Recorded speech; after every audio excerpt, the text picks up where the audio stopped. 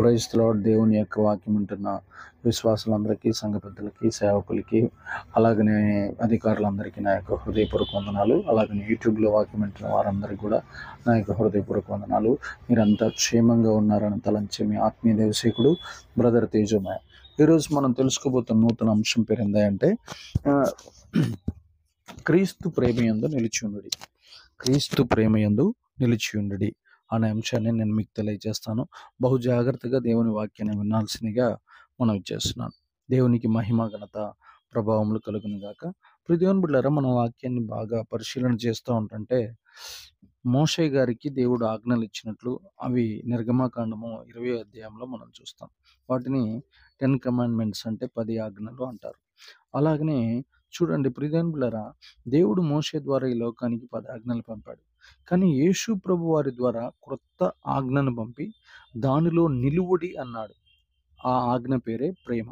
ఆ ఆజ్ఞ పేరే ప్రేమ. చూద్దాం ఒకసారి. లేవియా కాండము 19వ అధ్యాయము 19వ అధ్యాయము 18వ వచనం. దేవుడు మోషేతో ఏం మాట్లాడుతున్నాడు? 19:18. లేవియా కాండము 19:18.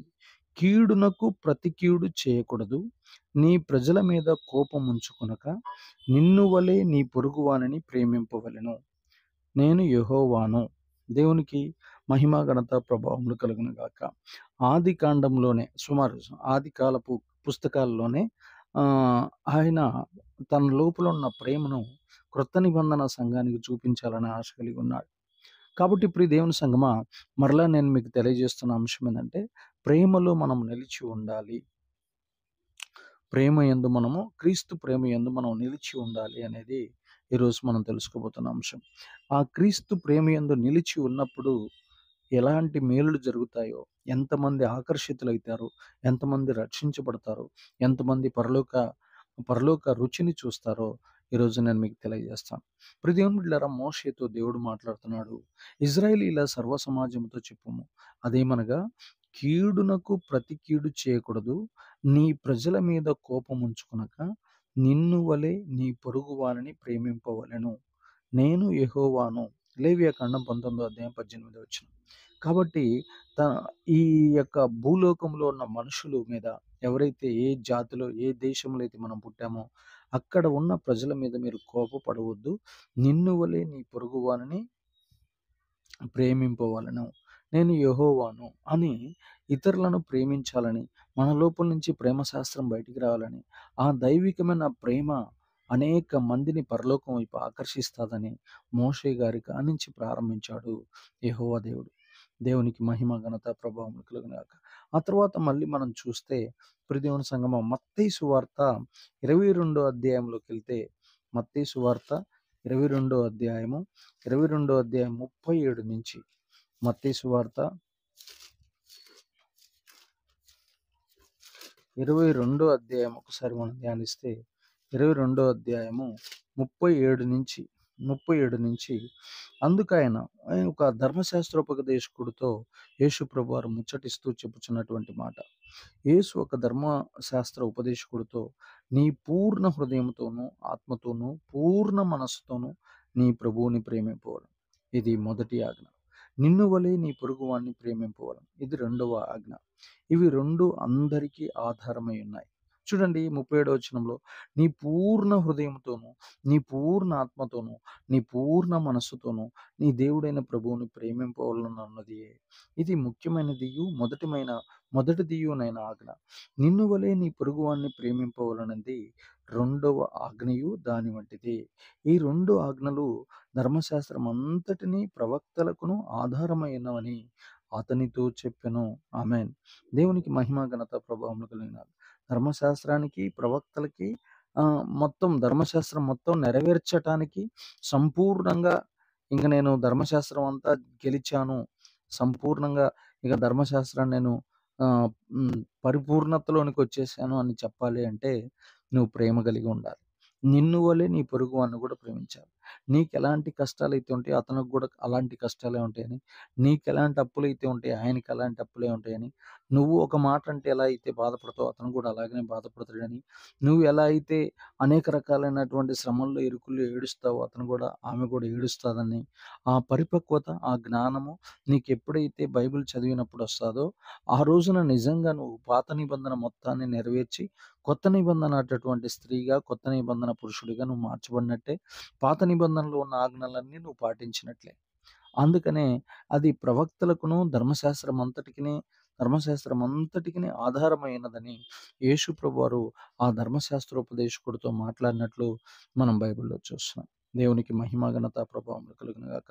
యోహాను సువార్త 13 అధ్యాయం 35 13 అధ్యాయము 35 వచనం ఒకసారి చూస్తే, యోహాను సువార్త 13 అధ్యాయము 35 వచనం ఒకసారి మీరు ధ్యానించండి. 35 వచనము, మీరు ఒకని ఎడల ఒకడు ప్రేమ గలవారైన ఎడల దీనిని బట్టి మీరు నా శిష్యులని అందరును తెలుసుకుందురనెను. ఆమేన్. ఇప్పుడు యేసు ప్రభువారికి మనం శిష్యులం కావాలంటే ఏం చేయాలయ్యా అంటే, మనం యేసు ప్రభువారి లాంటి ప్రేమ కలిగి ఉండాలి.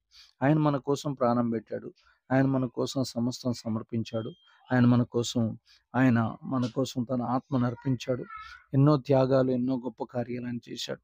అలాగనే ఆయన లాంటి గొప్ప గురువుకి మనం శిష్యులం కావాలంటే, మనం చేయాల్సిన ఏకైక పనేందంటే, మనము మనము ఒకరినొకరు ప్రేమించాలి. ప్రేమ గలవారైన ఎడల, ఒకని ఎడల ఒకడు ప్రేమ గలవారైన ఎడల, దీనిని బట్టి నా శిష్యులని అందరును తెలుసుకుందురనెను. కాబట్టి ఒకరి ఎడల ఒకరికి ప్రేమ ఉండాలి. ప్రైజ్ లార్డ్ చెప్పుకోవటం. తర్వాత వారి యొక్క బాధలు, కష్టాలు తెలుసుకొని ప్రార్థనలు చేయటం. ఆ తర్వాత అనేక రకాలైనటువంటి విషయాలు వారికి హెల్ప్ చేసుకోవటం. లేకపోతే ఏదన్నా ఇబ్బందులు, ఇరుకుల్లో ఉంటే వాటన్నిటిలో సహాయ సహకారాలు అందించుకోవటం.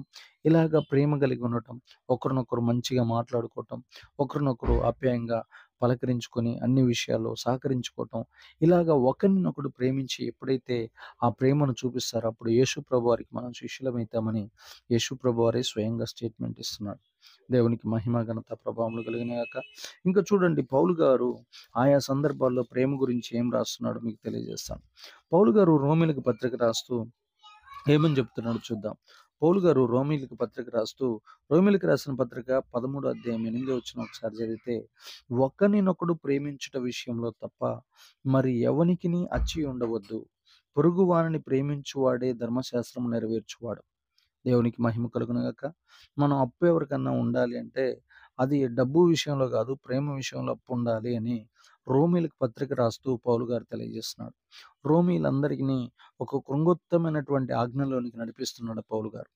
మీలో ఒకనినొకడు ఒకనినొకడు ప్రేమించుట విషయంలో తప్ప మరి ఏమియు ఎవనికి అప్పు ఉండవద్దు. పొరుగు వానిని ప్రేమించువాడే ధర్మశాస్త్రం నెరవేర్చువాడు. ఈ మన ప్రేమ విషయంలో తప్ప ఒకరినొకడు ప్రేమించుటే, ఏ బ్రదర్ నన్ను అధికంగా ప్రేమించావు, సిస్టర్ నన్ను ఇంకా ఇంకా దైవుని ప్రేమ నన్ను మించి ఉంది నీ దగ్గర అనే విషయంలో అప్పు కలిగి ఉండాలి తప్ప, నా ఈ 10,000 నీ దగ్గర ఉన్నాయి, నీ 50,000 నా దగ్గర ఉన్నాయని కొట్టుకోవటానికి, తిట్టుకోవటానికి కాదు. అలాగ రోమీలారా, మీరు అధికంగా అప్పు ఉండవలసింది ప్రేమ విషయంలో తప్ప ధనము విషయంలో కాదు అని రోమీయులకు పత్రిక రాస్తూ తెలియజేస్తున్నాడు అపోస్తలుడైన పౌలు గారు. దేవునికి మహిమ, ఘనత, ప్రభావములు కలుగును గాక. ఇంకా కొంత ముందుకెళితే ఎఫెసీయులకు పత్రిక రాస్తూ ఏం చెప్తున్నాడో చూద్దాం. ఎఫెసీయులకు రాసిన పత్రిక 5వ అధ్యాయము ఎఫెసీయులకు రాసిన పత్రిక 5వ అధ్యాయం 2వ వచనం ఒకసారి చూడండి. క్రీస్తు మిమ్మును ప్రేమించి పరిమళ వాసనగా ఉండుటకు మన కొరకు తన్ను తాను దేవునికి అర్పణగాను బలిగాను అర్పించుకొనెను. అలాగనే మీరును ప్రేమ కలిగి నడుచుకునుడి. ఆమేన్. అలాగునే మీరును ప్రేమ కలిగి నడుచుకునుడి.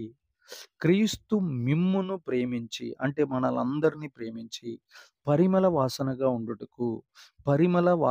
మనముండుటకు మన కొరకు తన్ను తాను దేవునికి అర్పణగాను బలిగాను అప్పగించుకొనెను. అలాగుననే మీరును ప్రేమ కలిగి నడుచుకునుడి. దేవునికి మహిమ, ఘనత, ప్రభావం కలుగును గాక. మీలో జారత్వమే గాని, ఏ విధమైన అపవిత్రతయే గాని, లోభత్వమే గాని వీటి పేరైనను ఎత్తకూడదు. ఇదే పరిశుద్ధులకు తగినది. కృతజ్ఞత వచనమే పలుకుడి. వచనమే మీరు ఉచ్చరింపవలెను గాని మీరు బూతులైనను పోకిరి మాటలైనను సర్వశోక్తులైనను ఉచ్చరింపకూడదు. ఇవి మీకు తగవు. ఆమేన్. దేవునికి మహిమ ఘనత ప్రభావములు కలుగును గాక. క్రీస్తు మిమ్మల్ని ప్రేమించి పరిమళ వాసనగా ఉండుటకు మన కొరకు తను తాను దేవునికి అర్పణగాను బలిగాను అప్పగించుకొనెను. అలాగుననే మీరును ప్రేమ కలిగి నడుచుకొనుడి. అలాగనే చూడండి, ఇక్కడ ఎఫెసీకి సంఘాన్ని క్రీస్తు మిమ్మల్ని ప్రేమించి పరిమళ వాసనగా ఉండుటకు మన కొరకు తను తాను దేవునికి అర్పణగాను బలి అలాగనే మీరును ప్రేమ కలిగి నడుచుకొనుడి అని చెబుతున్నాడు.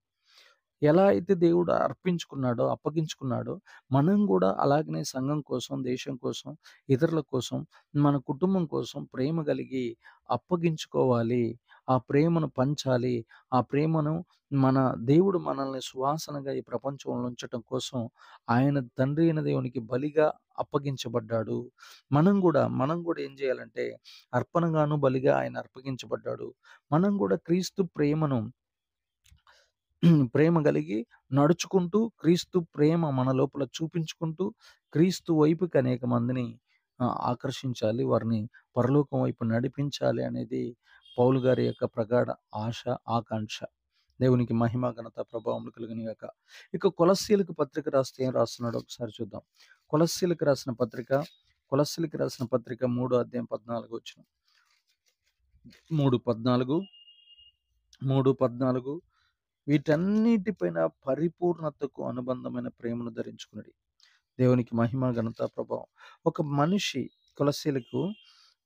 కొలస్సీ సంఘంలో పరిపూర్ణతకు అనుబంధమైన ప్రేమను ధరించుకున్నది అని తెలియజేస్తున్నాడు. ఒక వ్యక్తి పరిపూర్ణత సాధించాలి అంటే ఆ వ్యక్తి లోపల ఉండాల్సిన అమూల్యమైనటువంటి ఒక గొప్ప గుణం ఏందయ్యా అంటే ప్రేమ. ఒక వ్యక్తి ఎంత త్యాగశీలుడైనా, ఎంత దయ కలిగి ఉన్నా, ఎంత ప్రార్థనాపరుడైనా, ఎన్ని ఉపవాసాలు చేసినా, ప్రేమ అనేది లేకపోతే అతడు పరిపూర్ణుడు కాలేడు. అతను ఎన్ని త్యాగాలు చేసినా, ఎన్ని రకాలైనటువంటి గొప్ప గొప్ప కార్యాలు, విశ్వాస క్రియలు చేసినా, అతను ప్రేమ లేకపోతే ఆ వ్యక్తి సంపూర్ణత చెందలేడు, పరిపూర్ణత చెందలేడు. ఒక జీవితం జీవించలేడు. వీటన్నిటికి పైన చూడండి అక్కడ రాశాడు. 12వ వచనం చూడండి. అక్కడ రాస్తాడు 12వ వచనం. కాగా దేవుని చేత ఏర్పరచబడిన వారును, పరిశుద్ధులను, ప్రియులైన వారికి తగినట్లు మీరు జాలిగల మనసు, దయాలత్వము, వినయము, సాత్వికము, దీర్ఘశాంతమును ధరించుకునిడి. ఎవడైనను తనకు హాని చేసినని ఒకడు అనుకునిన ఎడల ఒకరినొకడు సహించుచు ఒకరినొకడు క్షమించుడి. ప్రభువు మిమ్మును క్షమించులాగున మీరును క్షమించుడి. వీటన్నిటిపైన పరిపూర్ణతకు అనుబంధమైన ప్రేమను ధరించుకోండి. ఆమేన్. దేవునికి మహిమ, ఘనత, ప్రభావములు కలుగును గాక. అంటే ఇక్కడ జాలిగల మనసు కన్నా దయాలత్వం ఉన్నా, వినయం ఉన్నా, సాత్వికం ఉన్నా, దీర్ఘశాంతం ఉన్నా, ఒకరినొకడు క్షమించుకునేటటువంటి, సహించేటటువంటి ఆ యొక్క గుణమున్నా, క్షమించే గుణమున్నా, వీటన్నిటికంటే గొప్పది ప్రేమ. ఇవన్నీ ఉన్నా కానీ ఒక మనిషి పరిపూర్ణత ఎప్పుడు సాధిస్తాడంటే ప్రేమ ఉన్నప్పుడు మాత్రమే. దేవునికి మహిమ, ఘనత, ప్రభావములు కలుగును గాక. ఈ ప్రేమ కలిగిన హృదయంలోనే సమాధానము కూడా ఉంటుందని ఆ కింది వచనాల్లో రాయబడి ఉంటుంది. దేవునికి సమస్త మహిమ, ఘనత, ప్రభావములు కలుగును గాక. అందుకనే కొరింథీయులకు కూడా పత్రిక రాస్తూ పౌలు గారు ఏమంటున్నాడు ఒకసారి చూద్దాం. మొదటి కొరింథీయులకు రాసిన పత్రిక 16వ అధ్యాయం 14వ వచనం. మొదటి కొరింథీయులకు రాసిన పత్రిక 16వ అధ్యాయము ఒకసారి మనం ధ్యానిద్దాం. 16వ అధ్యాయము 14వ వచనాన్ని ఒకసారి మనం తీస్తే, మీరు చేయు కార్యములన్నీయు ప్రేమతో చేయుడి. క్రీస్తు ప్రేమలో మనం అందరము నిలిచి ఉండాలి. కాబట్టి మనం ఏ కార్యం చేసినా ప్రేమతో చేయాలి అని అక్కడ కొరింథీయులకు పత్రిక రాస్తూ పౌలు గారు తెలియజేస్తున్నట్లు మనకు అర్థమవుతుంది ఇక్కడ. కాబట్టి ఏ పని చేసినా, అంటే ఏ కార్యం చేసినా అది క్రీస్తు ప్రేమతో నింపబడి ఉండాలి.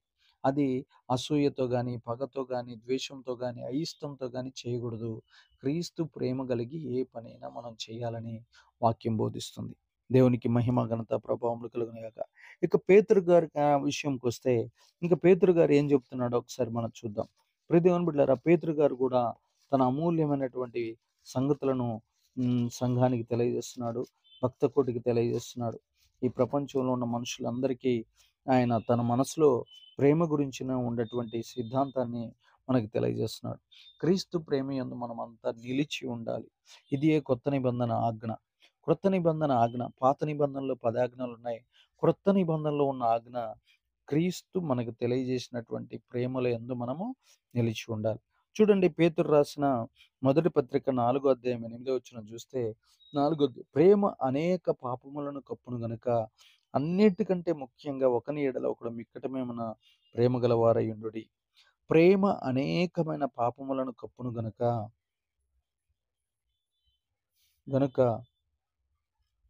అన్నిటికంటే ముఖ్యంగా ఒకని ఎడల ఒకడు మిక్కటమైన ప్రేమ గలవారై ఉండడి. చూడండి, ఆయన ఎంత స్పష్టంగా తెలియజేస్తున్నాడు.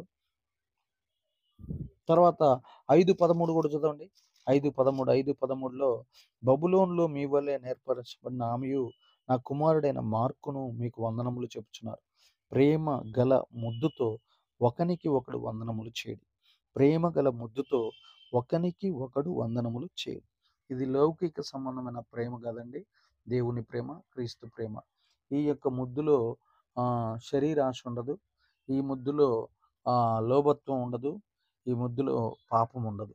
ఈ ముద్దు ఆత్మ సంబంధమైన ముద్దు. అందుకని ఇలాగా ప్రేమతో ముద్దు పెట్టుకొనుచు ముద్దుతో ఒకనికి ఒకడు వందనములు చేయుడి అని అక్కడ పేతురు గారు 2 విషయాలు మనకు తెలియజేస్తున్నాడు. ఒకటోదేమో అన్నిటికంటే ముఖ్యంగా ప్రేమ అనేక పాపములు కప్పును గనుక అన్నిటికంటే ముఖ్యంగా ఒకని ఎడల ఒకడు మిక్కటమైన ప్రేమ గలవారయుండుడి. దేవునికి మహిమ, ఘనత, ప్రభావం.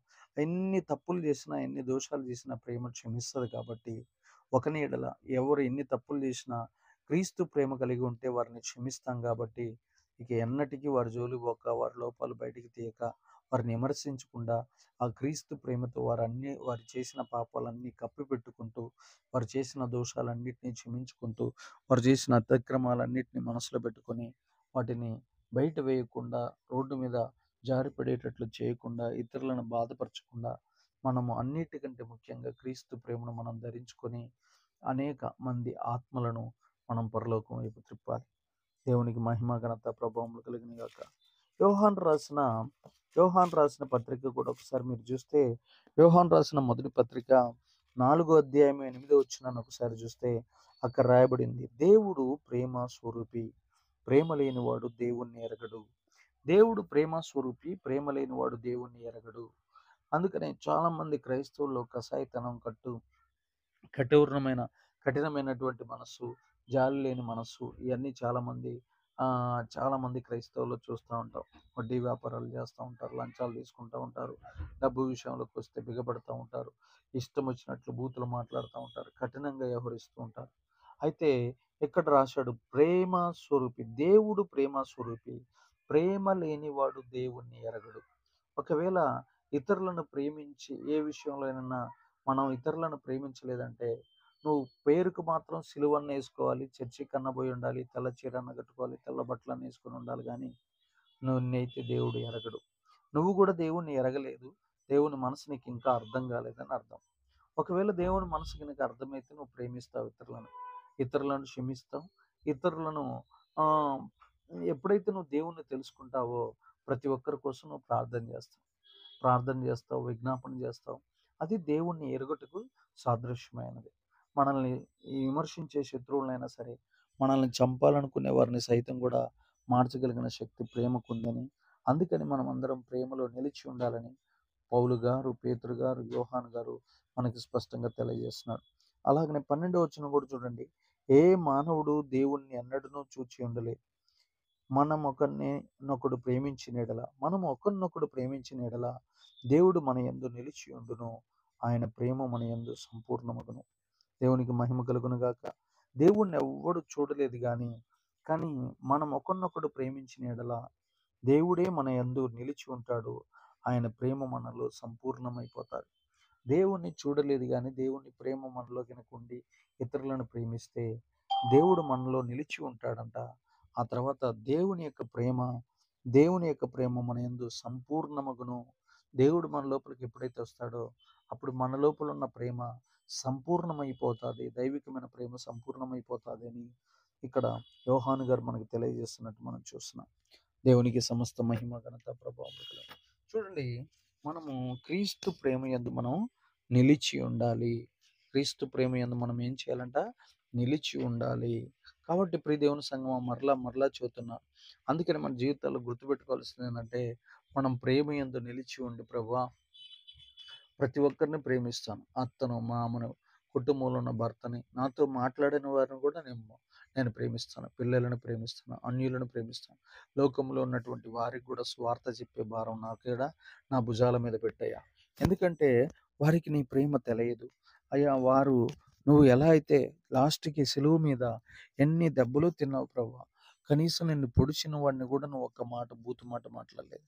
నిన్ను కొట్టినా, నీ బట్టలు ఊడదీసినా, నిన్ను రాళ్ళకేసి కొట్టినా, నిన్ను ముళ్ళ కిరీటం పెట్టి కొట్టినా, ముఖం మీద ఉమ్మేసినా, నిన్ను అనేక రకాలుగా చిత్రహింసలు పెట్టినా, ఎంతోమంది ఎదుటికి తీసుకెళ్ళి లాక్కెళ్ళి ఆ రాత్రులు యందు నిన్ను ఘోరంగా అవమానించిన, హేళన చేసిన, నీ రక్తము నేల ఏరులై పారిన, నువ్వు నీ ప్రేమనే చూపించావు గానీ కక్ష, అసూయ, కపటము, ద్వేషము, అమరణకరమైన శాపాలు ఏవి వారి మీద రిలీజ్ చేయలేదయ్యా. అలాంటి ప్రేమ మాకు కావాలి ప్రభా. తండ్రి, మేమంతా మా యొక్క గృహాల్లో సిలువ బొమ్మ పెట్టుకుంటున్నప్పుడు మాకు గుర్తు రావాల్సింది నీ ప్రేమే ప్రభువా. ఆ సిలువను చూసినప్పుడల్లా నువ్వు ఎలా అయితే నిన్ను వేధించిన వారిని ప్రేమించావో, నిన్ను బాధపెట్టిన వారిని ప్రేమించావో, నిన్ను అనేక రకాలుగా అవమానాల పాలు చేసిన వారిని ప్రేమించావు. అలాంటి ప్రేమ మా గుండెల్లోకి రావాలి. ఆ సిలువ మా హృదయంలో దిగాలి ప్రభువా. ఎప్పుడైతే ఆ సిలువ మా హృదయాల్లో దిగుతాదో, ఆ రోజు మేము నిజమైన క్రైస్తవులుగా మార్చబడతాం. కొత్త నిబంధన మొత్తాన్ని మేము పాటించిన క్రైస్తవులుగా మేము మారిపోతాం. ఇంకా మాకు శత్రువులు ఉన్నారని మేము ప్రార్థన చేస్తూ, ఇంకా వారిని మేము క్షమించకుండా వారిని వేధిస్తూ, వారి మీద శాపనార్థాలు పెడుతూ, వారిని ఎప్పుడైతే మేము బాధపెడుతున్నామో, అప్పుడు ఇంకా మేము కొత్త నిబంధన క్రైస్తవులుగా మార్చబడలేదని అర్థం.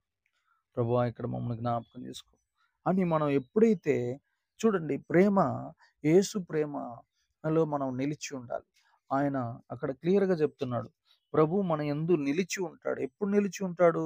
మనం ఒకని ఎడల ఒకడికి ఎప్పుడైతే ప్రేమను కలిగి చూపిస్తామో, యేసు ప్రభువారే వచ్చి మన లోపల నిలిచి ఉంటాడు.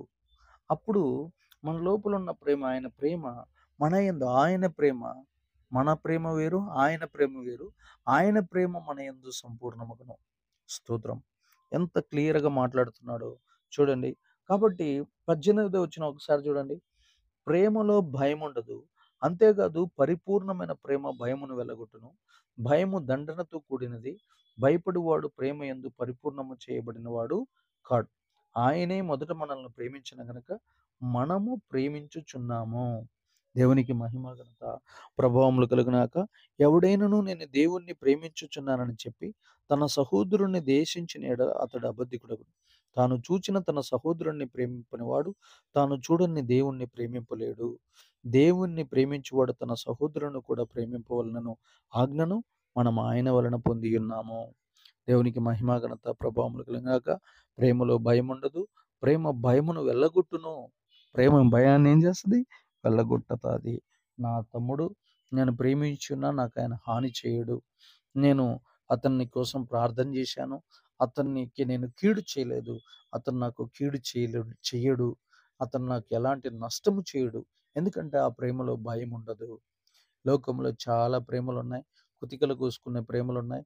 మోసాలు, బ్రేకప్పులు చేసుకునే ప్రేమలున్నాయి. ఆ శరీరాన్ని వాడుకొని వదిలేసే ప్రేమలున్నాయి. ఆ తర్వాత వాడుకున్న తర్వాత ఆమె పోయి వేరే వ్యక్తిని పెళ్లి చేసుకుంటే, ఆ వ్యక్తిని పోయి గొడ్డలు తీసుకొని నరికేటటువంటి ప్రేమలున్నాయి. ఒక స్త్రీ ప్రేమకు ఒప్పుకోకపోతే పురుషుడొచ్చి పశువులాగా మీదబడి వేధించే ప్రేమలు లోకంలో ఉన్నాయి. అవన్నీ కపటపు ప్రేమలు, అవన్నీ మోసపు ప్రేమలు, అవన్నీ శరీరాశతో, నేత్రాశతో, జీవోబడంబంతో, ఆ శరీర సుఖం కోసం ఏర్పాటు చేయబడినటువంటి పోయా అవన్నీ ప్రేమలు.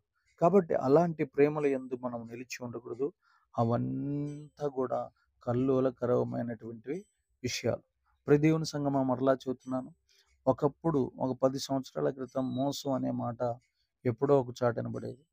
కానీ ఈ తరంలో, ఈ స ఈ స ఈ ఈ కాలంలో అడుగడుగున మోసగాళ్ళు, క్షణానికి మోసగాళ్ళు మన పక్కనే తిరుగుతున్నారు.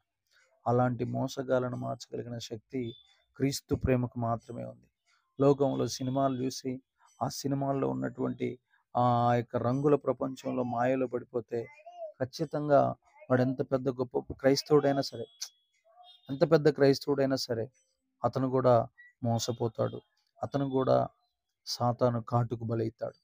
కాబట్టి సినిమాలలో నుంచి వచ్చే ప్రేమ కాదు, సిలువులో నుంచి వచ్చేటటువంటి ప్రేమ నిజమైన ప్రేమ. సినిమాల ప్రేమ ఆ కొద్ది కాలం సేపే మనిషిని రకరకాలుగా సంతోషపరుస్తుంది కానీ క్రీస్తు ప్రేమ శాశ్వత కాలం, యుగ యుగాలు మన హృదయాల్లో నిలిచి ఉంటుంది. ఆయన రాజ్యంలో గొప్ప బహుమానాలు పొందేటట్టు చేస్తుంది. దేవునికి మహిమ ఘనత ప్రభావములు కలుగును గాక. చూడండి, యోహాను సువార్త 15వ అధ్యాయం ఒకసారి చూడండి. యోహాను సువార్త 15వ అధ్యాయం 13వ వచనం. యోహాను సువార్త 15వ అధ్యాయం 13వ వచనం.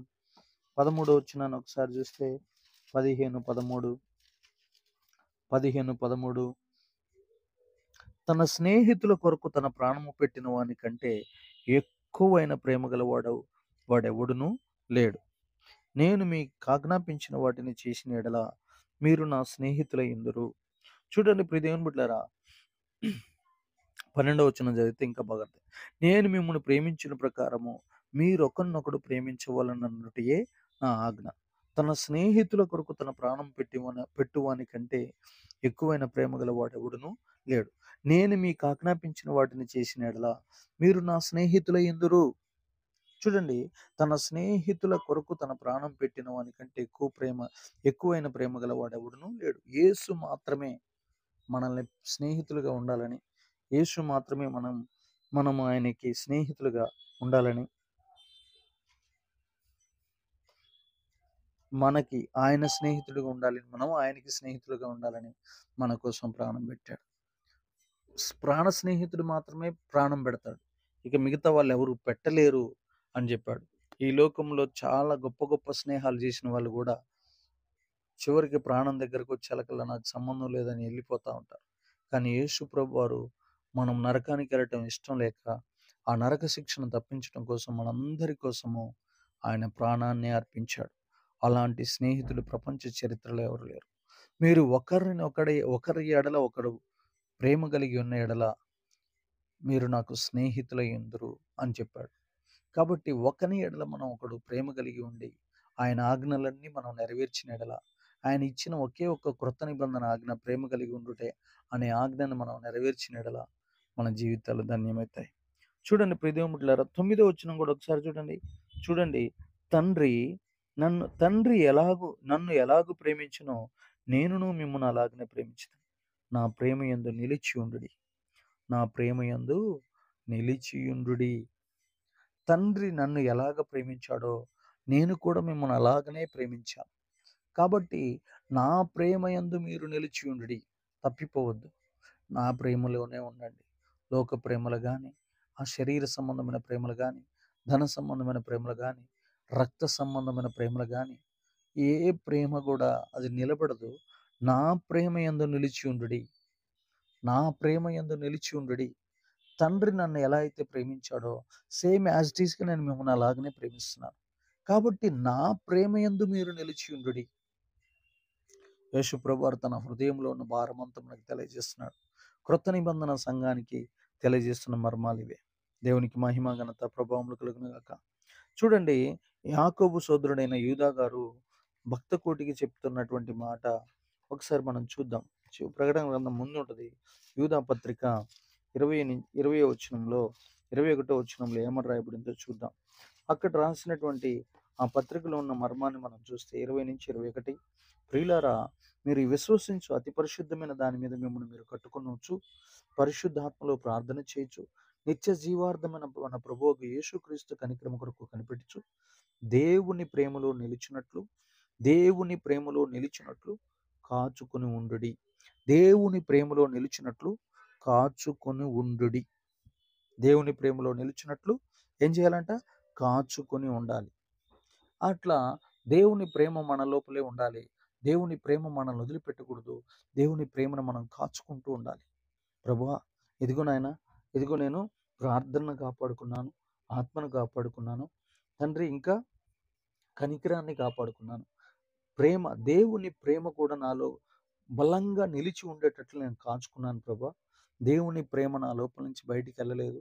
నాలో కసాయితనం రాలేదు, కఠినత్వం రాలేదు, నాలో మూర్ఖత్వం రాలేదు, నాలో భక్తిహీనత రాలేదు, నాలోకి దుష్టత్వం రాలేదు, నాలోకి అల్పత్వం రాలేదు, నాలోకి అవిశ్వాసం రాలేదు. నేను కనికరాన్ని కాచుకున్నాను, దేవుని ప్రేమను కాచుకున్నాను, తండ్రి ఆత్మను కాచుకున్నాను, ప్రార్థనను కాచుకున్నాను, విశ్వాసాన్ని కాచుకున్నానయ్యా అని యూదా గారు మనల్ని హెచ్చరిస్తున్నాడు.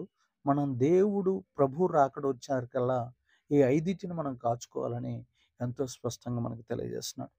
దేవునికి మహిమ, ఘనత, ప్రభావములు కలిగినాక ప్రేమ యొక్క లక్షణాలు, గుణాలు మనకు తెలుసు.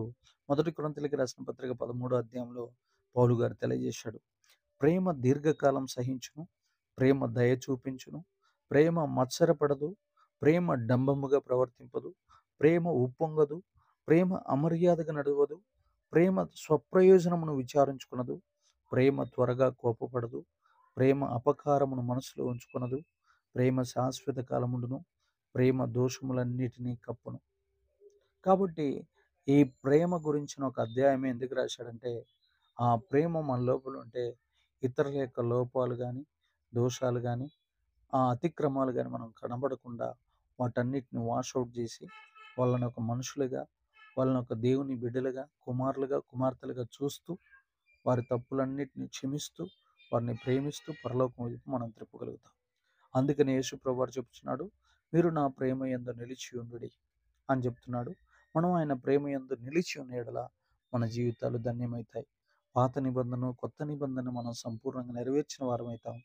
కాబట్టి ఈ మాటలు విన్న ప్రతి ఒక్కరూ, ఈ వాక్యమైన ప్రతి ఒక్కరూ, బైబిల్లో ఉన్న ప్రతి వచనాన్ని సంపూర్ణంగా నెరవేర్చిన వారిగా ఈ ప్రేమ ద్వారా పరిపక్వత, పరిపూర్ణత సాధిస్తారని నమ్ముచు దేవుడు ఈ మాటలను దీవించి స్థిరపరచు వర్ధిల్లింప చేయనుగాక.